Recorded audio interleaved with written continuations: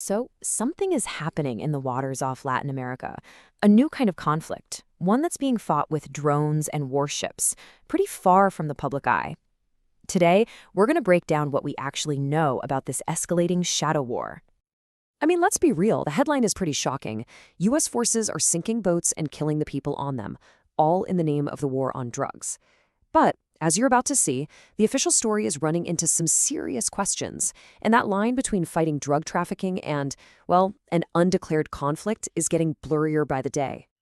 To really get a handle on the big picture, let's start by zooming in on just one recent event. It brings the reality of this whole campaign into really sharp focus. Okay, so the defense secretary made an announcement on a Tuesday, saying a strike was carried out at the direction of the president. They even posted unclassified video online showing the attack. The official story? The boat was on a known drug trafficking route. Now, you have to pay really close attention to the language being used here. The two people killed weren't just called smugglers or suspects. No, they were specifically labeled narco-terrorists. And that exact term, well, it's the key to understanding how the administration is framing and justifying these lethal operations. So that strike we just talked about, it wasn't some isolated incident, not even close. It's actually the latest event in a much larger and much deadlier campaign that's been ramping up for months now. This whole thing has been unfolding for a while. The strikes kicked off back in early September, happening across the Caribbean and the Pacific.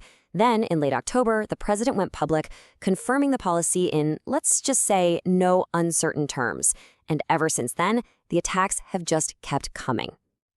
So far, we know of at least 18 vessels that have been destroyed by U.S. forces, and that includes everything from boats to even a semi-submersible. This isn't just a handful of incidents, it's a sustained military effort. And, of course, with that comes a very real human cost. The estimated death toll from these strikes is already over 70 people. That's a number that really underscores just how serious this new policy is.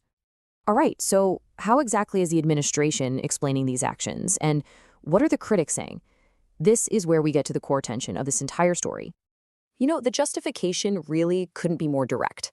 On October 23rd, President Trump laid out the policy with some extraordinary bluntness, basically saying the plan was to just kill people bringing drugs into the U.S. No declaration of war needed.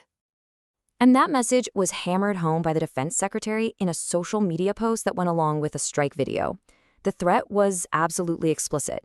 If you traffic drugs, we will kill you. And that brings us to the million-dollar question, doesn't it? The administration's entire argument here hinges on the claim that these are narco-terrorists. But here's the thing. So far, no public proof has been offered. And this, right here, is the central conflict. On one hand, you have the U.S. government claiming it's in an armed conflict with designated terrorist groups. But on the other hand, there's been no concrete public evidence to prove the people being targeted are actually smuggling drugs or were any kind of threat. In fact, families of the victims have come forward saying they were just civilian fishermen, and some experts are straight up calling these strikes extrajudicial killings. Now, these strikes aren't happening in a vacuum. To really understand the bigger picture, we need to look at where a lot of them are taking place, right off the coast of Venezuela. You see, these anti-drug strikes are just one piece of a much larger puzzle. At the same time, the U.S. has launched a massive military buildup in the region, including an advanced aircraft carrier strike group. The president has also confirmed covert CIA ops inside Venezuela, U.S. bombers are flying shows of force near its coast, and President Maduro himself has been indicted on drug charges in the United States. So what you end up with are two completely opposing narratives. The U.S. administration says it's targeting Venezuelan narco-terrorist groups like Tren de Aragua. Meanwhile, the Venezuelan government, led by President Maduro, accuses the U.S. of using the drug war as a cover story to try and kick him out of power. They insist their country is just a transit route, not a source of cocaine. And what's happening back in Washington?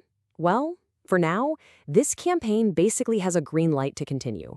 The Senate recently blocked a resolution that would have forced the president to get approval from Congress for these strikes. That leaves the administration's authority to keep expanding the campaign pretty much unchecked. So it all leaves us with this huge, critical question. When you have lethal strikes, a massive military presence, and a direct standoff with another country, where does the war on drugs actually end and an undeclared war begin? That's the line that's being tested right now, in the waters of the Caribbean.